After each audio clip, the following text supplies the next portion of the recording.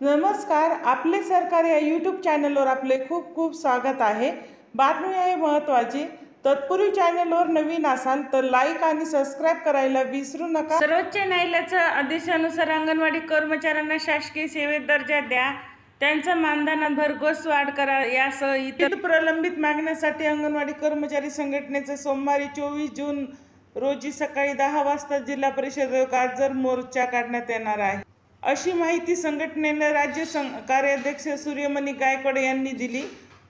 तुटपुंज्या मानधनावर काम करणाऱ्या अंगणवाडी सेविका व मदतनीसच्या मागण्याकडे शासन लक्ष देत नसून या मागण्याकडे लक्ष देण्यासाठी अनेक वेळा निवेदन देऊन मोर्चा काढून व संप करूनही शासनाकडून दुर्लक्षच होत असल्याचा आरोप करून आता शासनाला मोर्चाद्वारे गाजर दाखवून निर्णय अंगणवाडी कर्मचाऱ्यांनी घेतला आहे।